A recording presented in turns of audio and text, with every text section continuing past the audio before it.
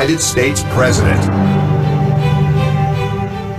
So I want to tell you what we're going to do. Okay, so, you know, you get on stage and you do speeches every day. I want to talk about Donald Trump, the guy who became what you are today and how that happened. But it's going to be told through objects that span from your childhood until now. Okay. So I'd like to start. I'm going to go pick a picture. I'm going to find you young, and I'll be right back. Okay. I'm assuming this is you. Yeah. So, how old were you then? What do you think? It looks like 3? Yeah. maybe 3. Were you rich then? Yeah, my father was a builder. Right. And he was a very good builder, too. He knew how to build a house.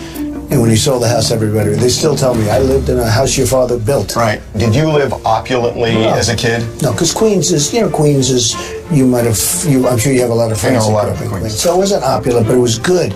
It was a great environment. Very different, I think, maybe than today, but it was a great environment. How so? Because you are a very Manhattan kind of guy. I view it so differently. Here we sit overlooking Central Park, right. And now when I go there, it seems very quaint. Every once in a while I'll go. But you don't seem like a quaint guy. Well, maybe I'm more quaint than you would think. So sometimes on my way out to wherever I may be going, I'll stop because it's an exit, right? Utopia Park. Right. And I get off the exit and I'll stop and take a look at my house where I grew up with my parents and brothers and sisters, and I had a good early life. Were you spoiled? Probably. How so? I had parents who spoiled me. My father was tough. My mother, maybe in her own way, was tougher, but she spoiled me. I understand you actually worked as a child. You worked in a paper room? I did. I did the paper thing. I'd clean laundry rooms because if my father had a building or something, we had a little laundry room. Right. And collect sometimes the coins from the machines. I read that when it rained, you took your dad's limo to deliver papers. No, well, that is a story that's out there. I don't believe so. There is a story out about a music teacher you didn't think knew anything about music, and you hit the music teacher because you're like, God, you don't know anything. Yeah, well, it gets a little exaggerated. But you were strong-willed. Yeah, I was strong-willed. That story is very exciting. That story is all over the place. I hate that story. But no, that's not something I would do. How were you punished as a kid? I'm interested because your dad was a disciplinarian. He was, and so was my mother. But the wooden spoon, that you used to stir? Right. My mother would say, oh, I'm going to get the wooden spoon, but she'd never use it. She was a talker in that sense. So there was no corporal punishment? No, they weren't. That wasn't their world. They were firm. Right. Loving, great parents. My father was a very strong guy, but he was a very loving guy, very good guy, very kind, very big heart. But a tough guy. So for the first 12 years of your life, what's your takeaway from it? I mean, what kind of sticks with you today? I think I realized the value of having great family, great parents. I had great parents.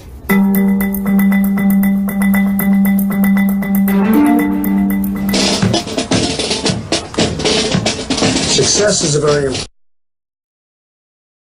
important thing. It's certainly been very important to me. And I tell you that one of the great choices I ever made in terms of success, choice of my military. This is an old school. Here's my picture. Huh. Sort of funny. Wow, you are full military there. That was a really good place, actually. Yeah, I met people up there. One of them was a drill sergeant, I guess, and he was rough. And I remember the first day I went up and he said, stand up and attention to everybody. And I'm going like, oh, give me a break. How old were you when you went to military school? I was there 5 years. So I went through high school. So I graduated, I guess, around 17, something. So you were there 13, you went to military school. Yeah, where was it? Right, upstate New York. They lived in Queens. They still lived in Queens. Why'd you go? Well, my father thought it would be good for discipline reasons. That's a pretty extreme thing to send your kid away to upstate New York. What kind of discipline problems were you having? Well, I was just somebody that was rebellious. And compared to what you're reading about today, this is minor stuff, but I was rebellious. How did that rebelliousness manifest itself? Well, I think, in class, I was a smart person, but I would be very rambunctious. I talk way out of turn. Did you resent your dad when he sent you? No, not at all. I understood. Did he sit you down and say, here's why? Well, he said, I want to shape you up. See, I want to get in your head just a little bit because obviously, look, I mean, kids rebel and your dad obviously felt at a point you needed that kind of structure. Yeah, I mean, maybe you just mentioned the word. It was structure. It was great structure for me. It structuralized my thinking and my life. It had a good impact on me. I was able to get it. Well, in a certain way, I was a captain. You know, I graduated at the highest level. In terms of a military rank, I was the captain of the baseball team, and I was always, you know, good at that stuff. I love the environment, that whole military environment. To this day, I have a feeling for the military, and I guess maybe it was partially because of that.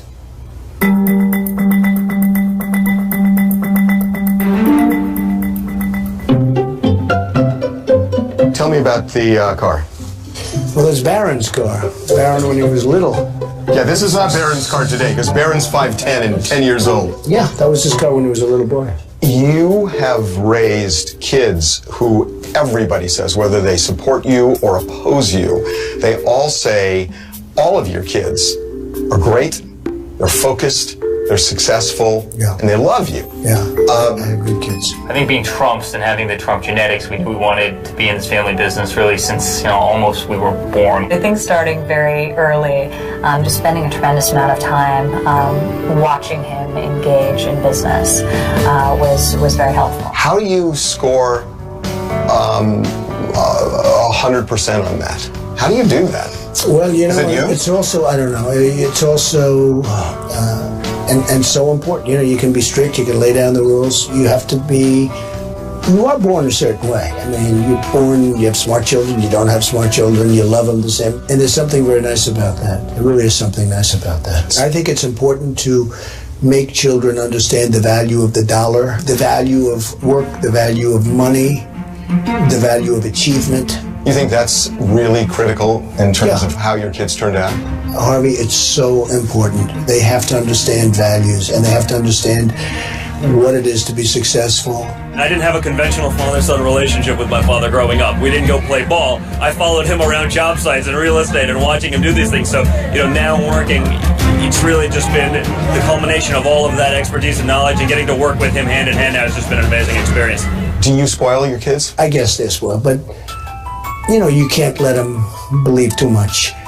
You grow up in a place like this and you see life from maybe a little bit of a different perspective, but I try not to spoil them. So, Barron, is he kind of cut from the same cloth as your other kids, or is he a little different? I think he's very similar. He's smart and strong and good. He's got a good heart.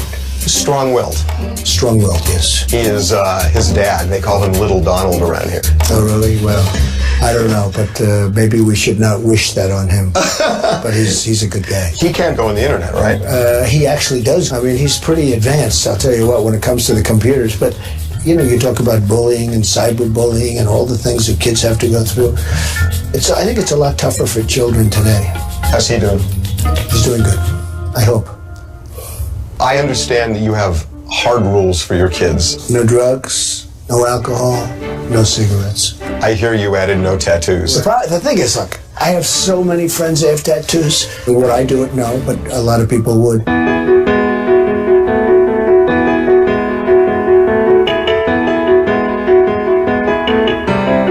How involved are you in child rearing?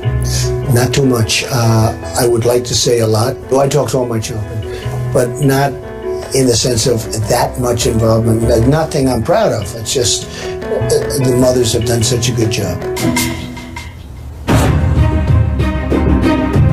This is the chair that I used in the boardroom of The Apprentice. We had a lot of good luck with this chair, 14 seasons. If it weren't for this show, would you be in a position to run and do what you've done? I don't know. A lot of people ask that question. It may have helped me develop a certain skill. What is that skill? Are you a sore loser? I don't want to lose it, Harvey. You just don't want to be the one. Now is the time to get your workspace moving with Veridesk. Welcome to the boardroom. It won't be easy, but you're going to have some interesting experiences. Well, this is the chair that I used in the boardroom of The Apprentice. And we had a lot of good luck with this chair. 14 seasons. I think that is so stupid for you to say, you're fired. Okay. Go. All right. Terrible. If it weren't for this show, would you be in a position to run and do what you've done? I don't know. A lot of people ask that question. It changed you. Well, And it changed the perception of you in the public. Are you ready? Yes. Ready. But before we find out who won, you know it is my hair. You know that. And it may have helped me develop a certain skill at television. Who knows, for whatever that is. But I will say very, very strongly that if it weren't for The Apprentice, I mean, it's just been, to me, a great experience. You say you developed a skill from the show. That translates into politics. What is that skill? Well, I thought I had that skill at the very beginning, from the first episode. I want to pass along my knowledge to somebody else. I'm looking for The Apprentice. But somehow it connected with people. I feel that that's a natural talent, but you can always get better at something, Harvey. And now Arnold will do the show. We'll see how Arnold does.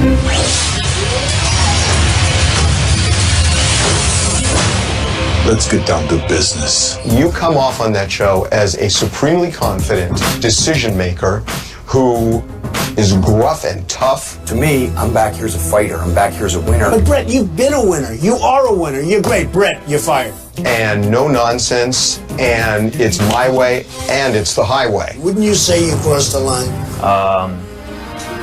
I crossed the line. This is why the country's gotten into such trouble. This is the kind of thinking that we've been witnessing on Wall Street for the last 5 years. Did that carry over to politics?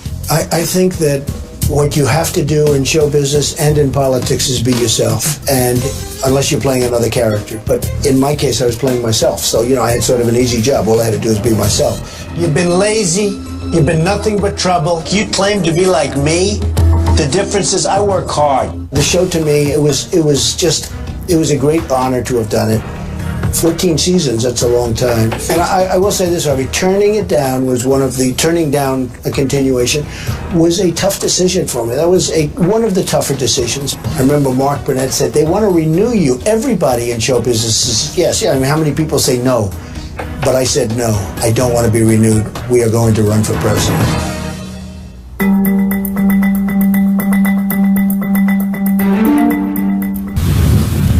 Good lucky.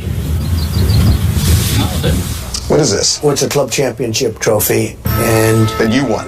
yeah, I've won a lot of club championships over the years. Sports has been a big part of your life. Yes. Why has it just connected with you the way it has? Because you are intensely a sports guy. I've always loved playing sports, and I've always loved maybe the competition of sports. But it's been good for me. It's been really good for me, I think, in a lot of different ways. But sports to me is very important.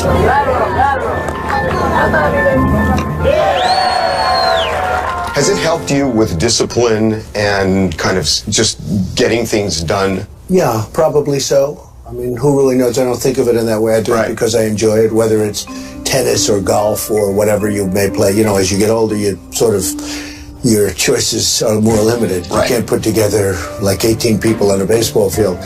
But I've just always loved being a sportsman or playing sports. It's 1, 2, 3 strikes, you're out at the old ball game. You admire athletes. Well, I respect athletes. I respect winners. I respect great athletes. And you learn so much from sports because it's just a sort of a microcosm of life. Except one thing. You have a winner and you have a loser, and it takes place in a short period of time. With life, it's meandering. You don't know, and you don't know exactly what it is, and you don't know who wins, who loses. But it is a microcosm in life. What about Tom Brady, that you intimidate him? Don was like a straight up guy. Like if he sees your shirt tucked out, he won't put it aside. He'll be like, tuck shirt. I don't think anybody intimidates Shaq, okay, including me. You've used golf to really kind of cement deals and develop relationships, and would you end up using golf as a way of kind of cementing relationships with leaders? Well, you don't know. I must say, I've been campaigning so much, I played very little golf over the last pretty long period of time. So you're about to tell me you'd lose? Golf, right now. Golf is a it's a great game for getting to know people, Both good and bad, by the way. You can learn some bad things about people, but mostly good. You can never, ever get to know people at lunch or dinner like you can on a golf course. The Phillies and Red Sox scouted you at a point. You were a great baseball player. Had you been picked to join the team, either one, would you have done that instead of going into business? Oh, well, I love baseball. I just love sports, but I love it. I was a good baseball player. I don't know. I think probably not. Really? Not. Well, I remember I was having some tryouts, and there were some players that actually made the major leagues, and they were with me. And I remember saying to my friends, they are very good. So you never know. I mean, you just never know. Well, if you had the shot, I mean, look, when you're 20 years old or you're 18 years old, you probably say absolutely, Are you a sore loser in sports? Well, I don't like losing. I don't think I'm a sore loser. It's interesting. If somebody else plays great or does something great, I feel much better than if I lose it. I don't want to lose it, Harvey. You know that feeling. You just don't want to be the one. I've never had a drink because of my brother. Does it worry you that you might have that gene? Does it scare you? I do have a personality that maybe, you'd carry me out of this room one day, okay? What do you mean by that? Scalpel. Live from America's news headquarters, I'm Patricia Stark. President Obama is in Lima, Peru tonight, the third and final stop on his last foreign trip as president. His last stop was Germany, where he had talks with Chancellor Angela Merkel. A major topic of discussion, President-elect Donald Trump. And President-elect Trump will also be a major topic of discussion at the APEC summit, which is already underway. Also up for discussion is the Trans-Pacific Partnership. During his campaign, Mr. Trump termed the partnership a job-killing disaster. Well, a longtime U.S. Deputy Marshal shot and killed in southeast Georgia while trying to make an arrest. 53-year-old Patrick Carruthers was trying to serve a warrant on a suspect identified as Dontrell Montrese Carter. Other officers at the scene returned fire, killing the suspect, who was wanted in South Carolina on a number of charges, including attempted murder of police officers. Carruthers was a 26-year veteran of the Marshal Service. A winter snowstorm is sweeping across the northern plains states. Police report hundreds of accidents due to whiteout conditions and blowing snow. One person has died on the icy roads. Iraq's campaign to recapture Mosul is now in its second month. ISIS fighters are putting up stiff resistance. Iraqi special forces are making steady progress in Mosul's eastern districts. The U.S.-led air coalition giving ground forces much-needed air support. Mosul has been under ISIS control for more than 2 years. And a fourth straight day of airstrikes on Aleppo by Syrian government planes. A pediatric hospital in eastern Aleppo was hit for the second time this week. Hospital workers scrambled to evacuate a number of babies being treated at the facility. And medics and aid workers also allege a toxic gas was dropped on a rebel-held area in western Aleppo. I'm Patricia Stark, and now back to Objectified Donald Trump.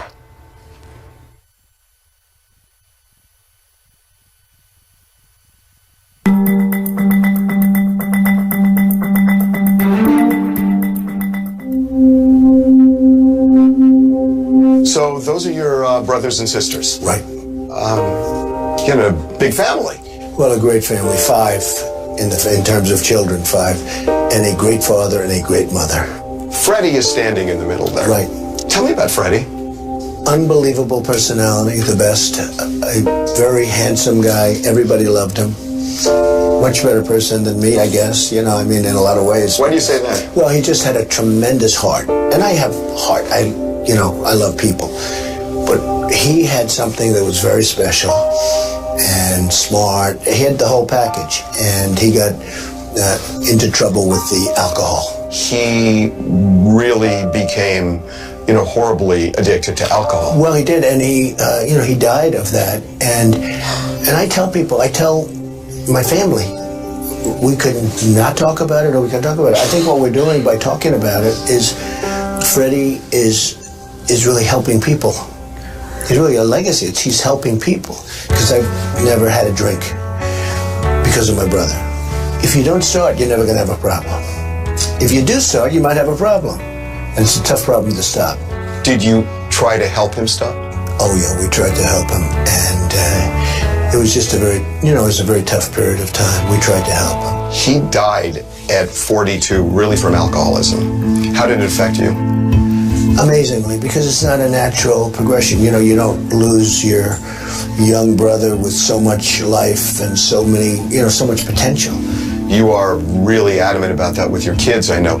Donald Jr., your son, has been open that during college he drank too much and he decided to stop. Did it scare you when he started drinking? Yeah, well, I heard about it and I was a little surprised because I was heavy with them every day, every time they'd, leave the house. No drugs, no alcohol, no cigarettes.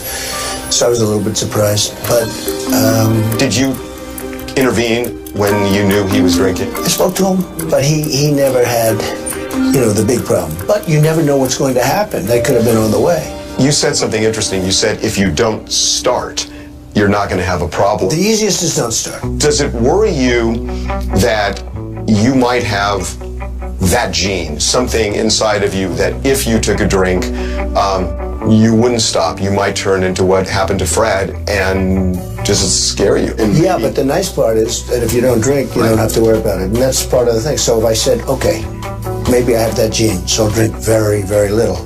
But if you have that gene, you're never going to stop. You don't want to take a chance. And I do have a personality that maybe, you'd carry me out of this room one day, okay? I mean, who knows? I saw a friend of mine. What do you mean by that? Well, you don't know. I mean, if you think you're going to drink just a little bit, moderation. But if you have the gene, I'm not sure that you can moderate very easily. So do you not drink out of fear or out of choice? Both. I had dinner with a friend this week who was in your office a long time ago. Ivanka was 23, and she walked in and said, "Dad, I'm going out with some of my friends tonight," and you gave her a speech in front of the person that I had dinner with. And the speech was, "I do not want you to drink. Boys will take advantage of you. It's a bad thing." Well, again, I learned from my brother. And yeah, I've been very tough on my children with respect. My children. And sometimes even very successful people would say, "Could you talk to my child and give him..." Do you do that? I do for people. Back to Fred, though. Is that painful for you to talk about? Less than I would think, because I really think by you and I talking about this, we're helping. Somebody's out there. Maybe it's one person, and that would be okay too. But somebody's out there that's watching you and I have this conversation who's not going to be drinking or not going to be taking drugs or maybe not start smoking cigarettes because of the conversation we're having right now. And there's something really cool about that, don't you think? Business school was not your first choice.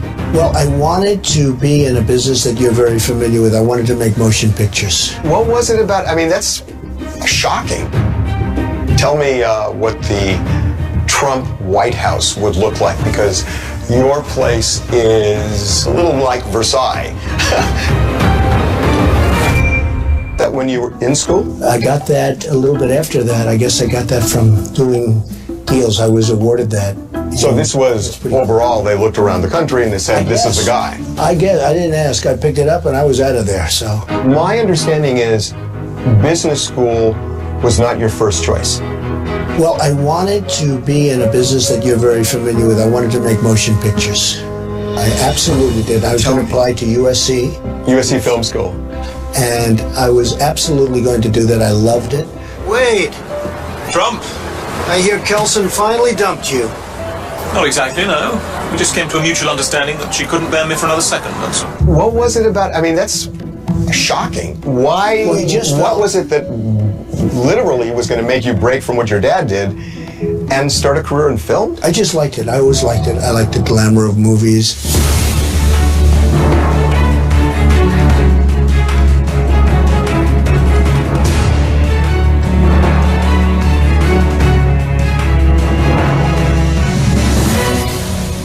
The thing that's hard with that business is you never know what's going to hit. And like we do The Apprentice, who would have thought that was going to be such a big hit, right?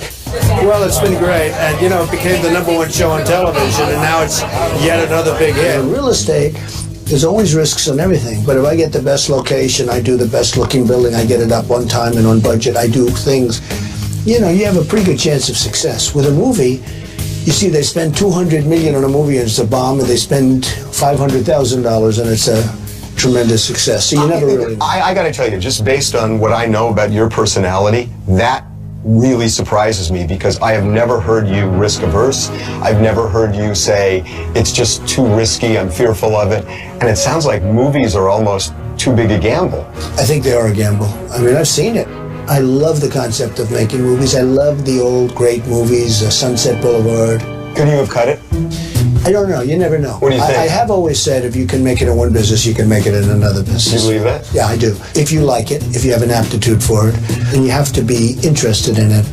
But I've always felt, Harvey, that if you can make it in one, you'll make it in another. If you like it. You have to like it. You have to love it.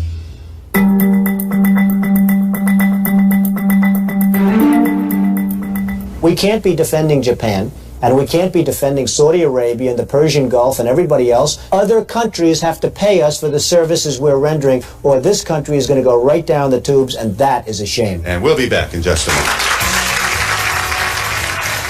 So you spotted this, but it's a letter from Richard Nixon. Written 1987. And it was just amazing that he wrote it. You can read it. I did not see the program, but Mrs. Nixon told me that you were great on the Donahue Show. As you can imagine, she is an expert on politics, and she predicts that whenever you decide to run for office, you will be a winner. With warm regards, sincerely, Dick. Did you know him? Not well. No, I didn't know him, but he would write me letters. It was very interesting. He always wanted me to run for office. But were you talking about it back then? Political. No, people talk to you about whether or not you want to run. Would you ever? Probably not.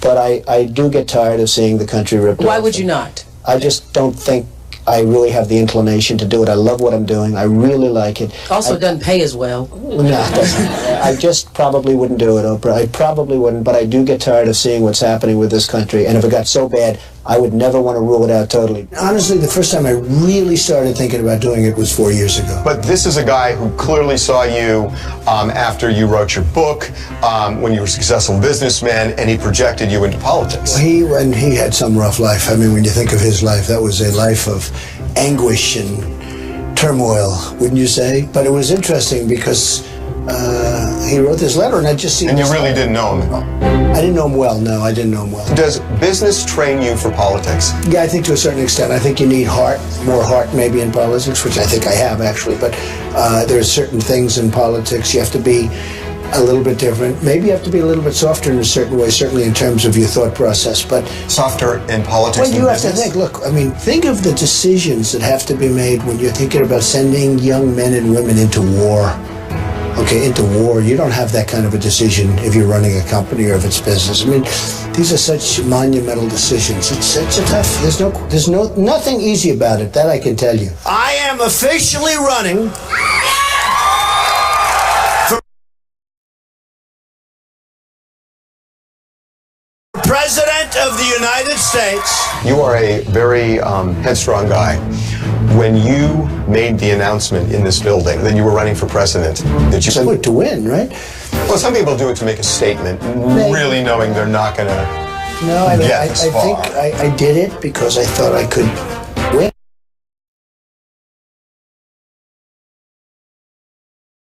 So this doesn't surprise you at all, what's happened? Well, it surprises a lot of people. Maybe it doesn't surprise me. It doesn't, I mean, I'm not saying this in a braggadocious way. It doesn't surprise the people. The day you went down that escalator, you thought you were going to be the next president of the United States. I think so, because if I didn't think that, I don't think I would have gone down the escalator.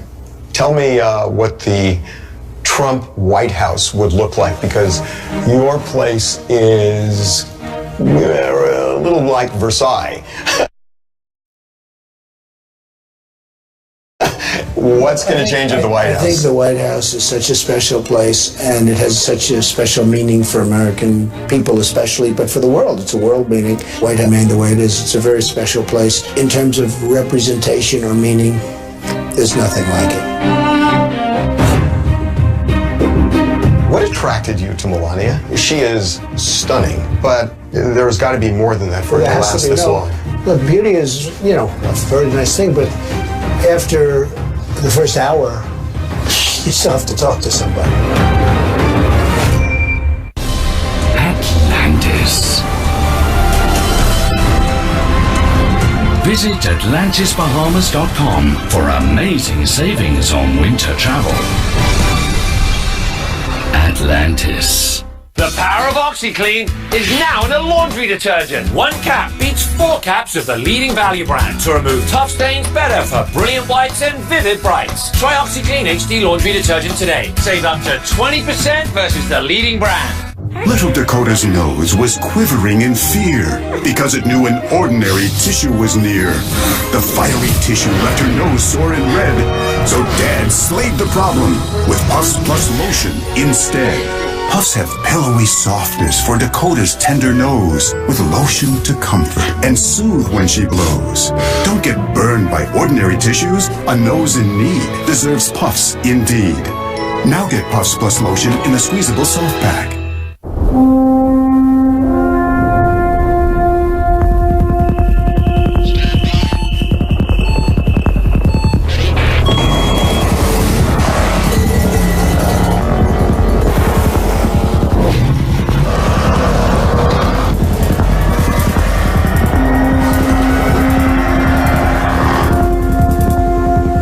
The season of adventure sales event is happening now. Land Rover, above and beyond. Sanctuary cities, walls, deportation, David Webb on Trump's immigration plan. Then, dreading a post-election Thanksgiving, Greg has some helpful advice on Gutfeld.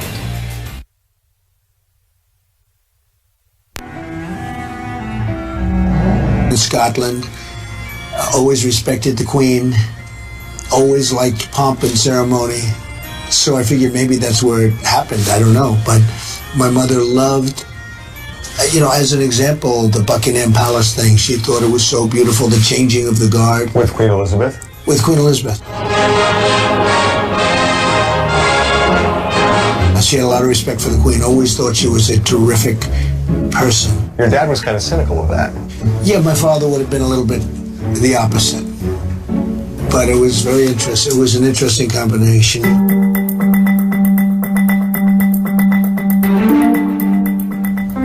Well, that is the wedding invitation. It was a beautiful day at the Mar-a-Lago Club in Palm Beach. 2005? Yeah, it was very nice. What attracted you to Melania? Well, she's a very, very good person, very kind, great mother, unbelievable mother.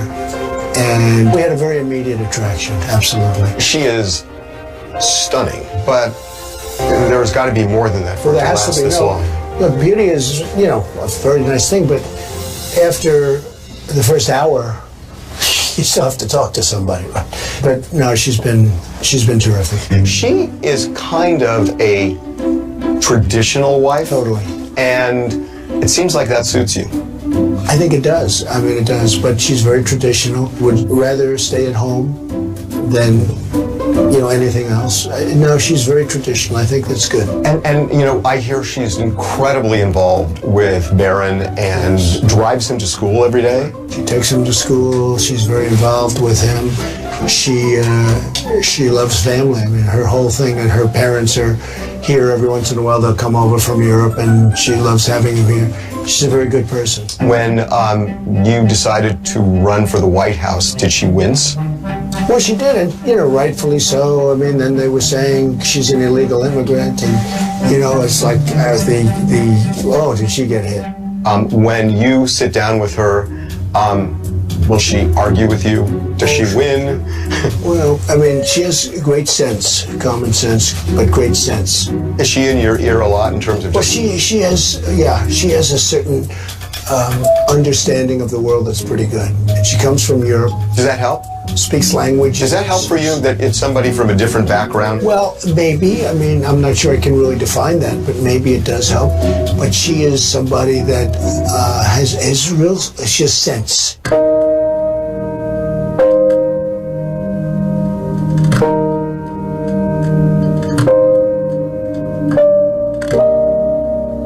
She's pretty much the dominant factor in raising Barron, right? Yes. Oh, yeah, she is. I mean, I'm a good father, but she's very dominant when it comes to raising her son. Is she looking forward to life as a first lady in the White House? There are some people who seem to embrace it, and others who just, like Pat Nixon, never did. Oh, I know, and there are some women that wouldn't like it. Some women, I think she'd do a great job. I think she'd be very, very helpful to charities, different charities. But I can't tell you yet whether or not she'd embrace it, because it's not easy to embrace. You have put your name on all your buildings. That name means a lot to you. That's ego. I mean, do you view ego as a bad thing?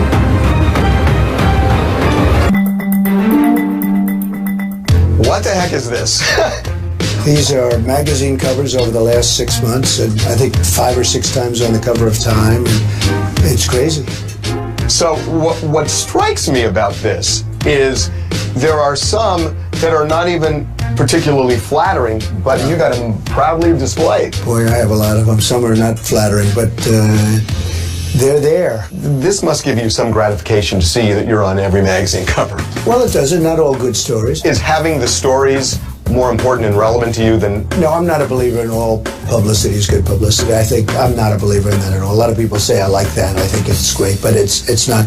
When you drive around your city and you see your name on all these buildings, that must give you a real sense of satisfaction. It does. I mean, I've always loved New York. It's special, and to have done so well in this city is, like, to me, it's a great honor. There's something great about it. There are people who say that this and the buildings and everything else is ego. To that you say what? No, it's not ego. I love doing it. I just have fun. We have a period of time that we're on Earth, and we like to do a good job. But I love doing it. I've had such an incredible time. I would have never thought that if I run for office, I was going to end up with this. This is, by the way, a small sample of what's taken place. Trump steaks are by far the best tasting, most flavorful beef you've ever had. Truly in a league of their own. Trump, the game, because it's not whether you win or lose, it's whether you win. That's ego. I mean, do you view ego as a bad thing? No, I don't. I mean, I see a lot of people with ego. They're good people, they're bad people, we don't know. But I do see a lot of people that win have a big ego. Who are you? Who's Donald Trump? I mean, always a very tough question, but I'm somebody that likes to help people. I like to see things done right. But, above all, I want to make life good for a lot of people, not just myself. I don't want to, I've won so much, I've won enough for myself. I want to win for the country now. I hate seeing, Harvey, what's happening to our country. If you had to define yourself as a smart person, a savvy person, a tenacious person, which of those most suits you in terms of who you are as a guy? I mean, look, I'm smart. I went to good schools. I did well, so I guess I'm smart. I'm very tenacious. I won't give up, certainly, and never give up. I always tell people, never, ever quit. Never, ever give up. Always do something you love. But, never quit. Never quit. You'd have so much more success if people would just keep going. Even against odds. Even against odds.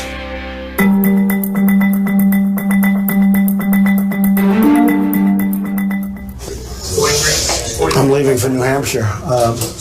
So we won't be too much longer. I'm going up to do a speech in New Hampshire now. So. Today? Yeah. Am I going in Rona? Yeah. Oh, I'm Jimmy Fallon. Are you going to come with me? To Fallon? Yeah, Jimmy Fallon. I'm on Jim. What time do I have to be there? Oh, I'm not doing New Hampshire today? How about that for a schedule? Jesus. Harv, I'm going to have to go after this one. Is this the last one? No. This is pretty intense. No, it's not. How much more do we have? I need 45 minutes. It's an hour show. Where am I standing, guys? You guys are good right Are you going over to Fallon? No. Are you friendly with him at all, or not? I don't really know him. I mean, I'll get on this side, maybe. That's cool. That is the longest interview I have ever done in my life, but and intense. Come here. Thank you so much. Believe me.